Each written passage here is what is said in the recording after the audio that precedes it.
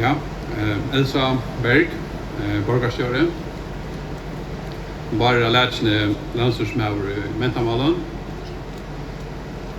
Tórsvannar havn. Peruship.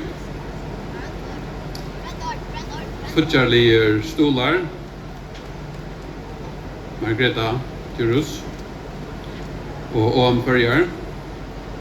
Havnar hotnarkestur. Experiment, Magne Christiansen.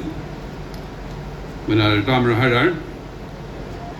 Det en glädje och heier att stanna här i dag. Jag vill först tacka dig öllun hjärtaliga. Dig som har mött upp här i dag och vid dessa att jag vågnar dessa storfikne mottagen. Och inte att tacka för välvild och god år. Tack för velleidning och samstarv.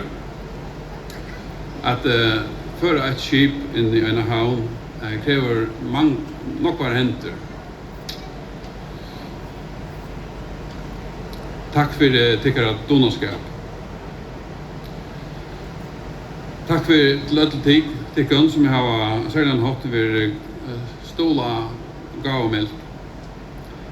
Och tack till alla tid som jag har fyrskipa och annan haft har gjort detta möjligt. Och vi läser tacka för detta särskilda goda kaj plats till grava Giviogen. Tack för verkligen sang och tonlike och till tycken allt som kommit här av Västerbridge i det att jag kommer där något så hopp. För mig självan ända datan eisne inte mer än den allmänna mottagan. Vi 1985 efter Lockna skipsförare uppbygging minns jag första för ombord en handelsskip för att få det segelstöd som är tarvaj. Det var detta skipet ta norröna. Detta skipet var så att min lågfjöl över till vi handelsvinna till ett handelsskip som så gärna är en livslaj som är.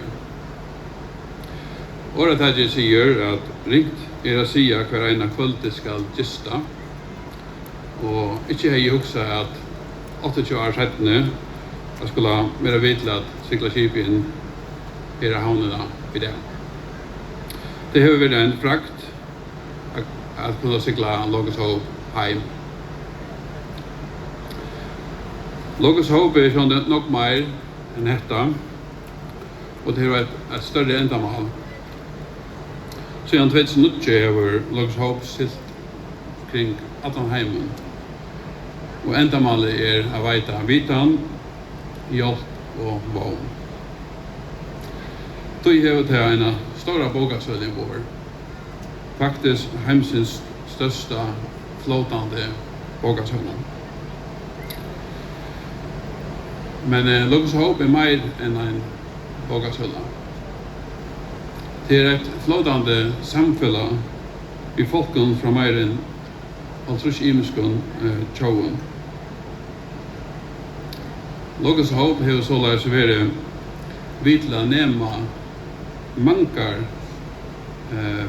personliga server. Bägge time som cyklar vi här och till time som skip är kommande samband vi. Inske är att det samma ska vara här i Torshavn, att skip ska vara en cykling till Torshavn.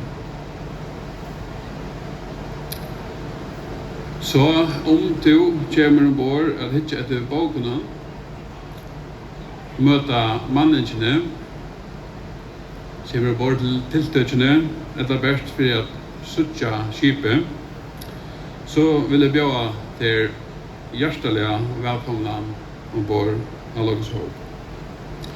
Jag är vanlig att detta var några goda dagar för ögonen och något att jag kan finna vägen ombord.